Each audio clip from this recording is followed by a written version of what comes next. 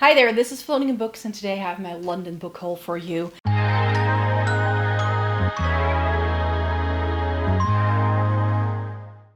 I went to London last week and I bought some books, of course, because what do you do when you're in London? You go book shopping, and these are all the bits I got. So let me breeze you through these.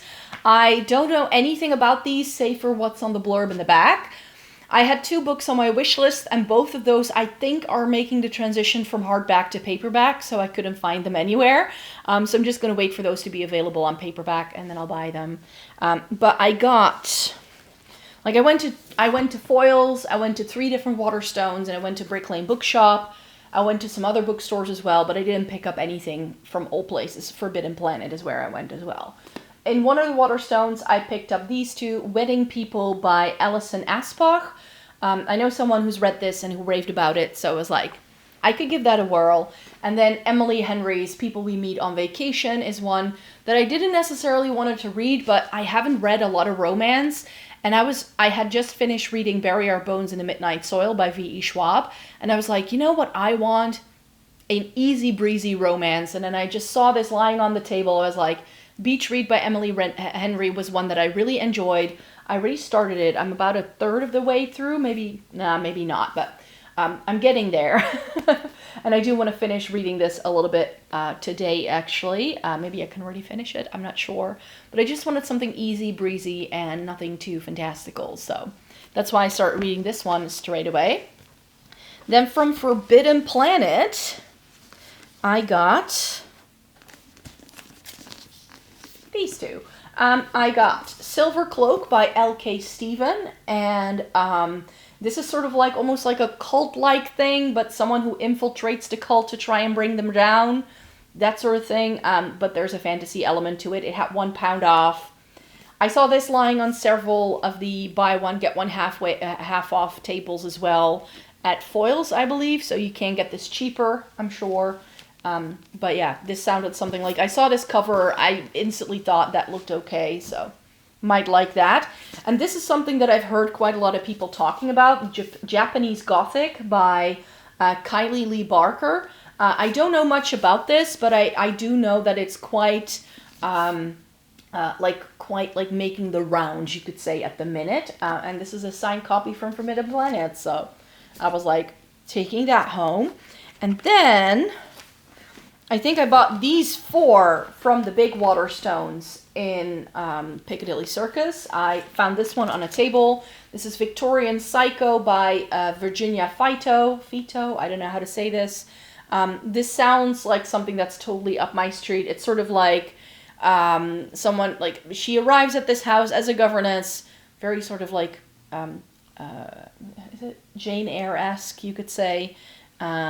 The more she spends time there, and the more she learns about the family, and then her past comes rolling in, and then it's all set in this house. So I don't know. I like the cover.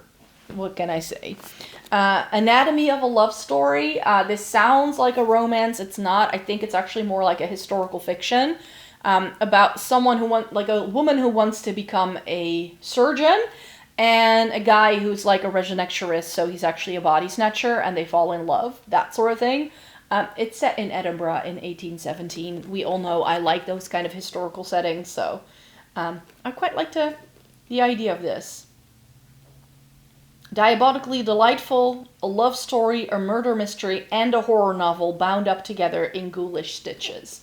That's one of the blurbs on the back. That's all I needed to know. This is a book I had already spotted when I was making the rounds here in town, and it was like, if I find it in London, I'll just buy it there. This is And He Shall Appear by Kate van der Borgh. I don't know if this person, like, where they're from. In Dutch, we would say Kate van der Borgh, but I'm sure she's actually American. I'm not entirely sure. I didn't look into the author. I believe this is like a Cambridge, Oxford sort of setting. It kind of, like, when I read the blurb in the back, it kind of gave me Lee Bardugo, the one with the summoning demons kind of thing. But this is apparently, like, the guy is just, like, changing. And he's this very charismatic magician, and, yeah. And he's, like, becoming more and more unwieldy as time goes on. So that sounded like something I might like, a little bit of dark academia mixed in with Gothic. And this, I read this blurb on the front and was like, I want to read that. This is Hungry Ghosts by Kevin Jared Hossein. Hossein? A shimmering slice of Trinidadian Gothic. So Trinidad and Tobago is an island in the Caribbean, right? Do I get that right? I once wrote a paper about Trinidadian English and like what its like characteristics are. So I'm a little bit vaguely aware of the country. And this is like this sort of ghost story. This man who works for a family and he needs to like move into the main house as their handyman at some point because people are starting to disappear, and it's a whole thing. This just sounded like, again, something I might like. I think it was actually in the historical fiction section of Waterstones. It was a bit random. And then the final Waterstones I went to, in Trafalgar Square, I picked up these two, and I was actually looking for this book everywhere. I had already spotted it at Forbidden Planet and then decided not to buy it because I wasn't entirely sure. And both of these are these, like, I don't know what's going on, but these, like, faux erotica kind of covers are really making the round. I'm not sure. The Jeanette McCurdy book, Half His Age, also has this very suggestive sort of cover. This does too. Love Can Really Eat You Up. So this is, I think, from what I can tell,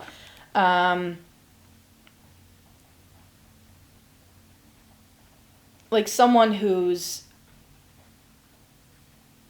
knows they have like desires that aren't mainstream, let's put it that way. But then she meets some people who are even darker than they are. But I believe this also has like a fantastical element to it. So I'm not entirely sure about this. This was, again, everywhere. And that's the same thing with this book as well. The only reason why I picked this up is because it was screaming at me from every single table I walked, like every single bookstore I walked into. This was lying on a table. I was like, I want to read that. I believe this is about a girl and her boyfriend goes missing suddenly, and then she needs to like plunge into like the underbelly of this like BDSM culture in San Francisco, and at least that's what I'm getting out of this. And then she needs to try and find him, and I'm not sure if she does. So again, some books that are intriguing to me that I would like to get to. As I said, I'm already reading this one, so doing good for once and getting to these new books straight away.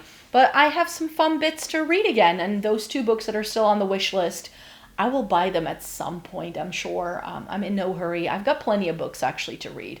In fact, next week, we're doing a lot of bookish content in May. I hope you don't mind.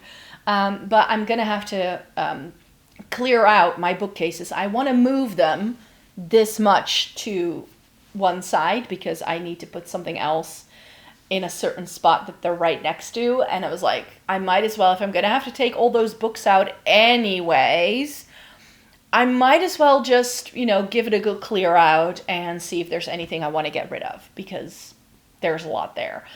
So I'm going to film that process for you. Wish me luck. But I think you will be seeing that next week. So I hope to see you then with a new video. Check back, because I do make videos once a week on this channel if you want to see more bookish, and also do some fashion content on here. I do have a makeup channel, even though I'm coming to you makeupless today, which is Floating in Dreams, so you can watch me there as well. That is my main channel. I post 4 times a week on there. Hope to see you whenever, and I hope to see you again really, really soon in a new video. Bye-bye!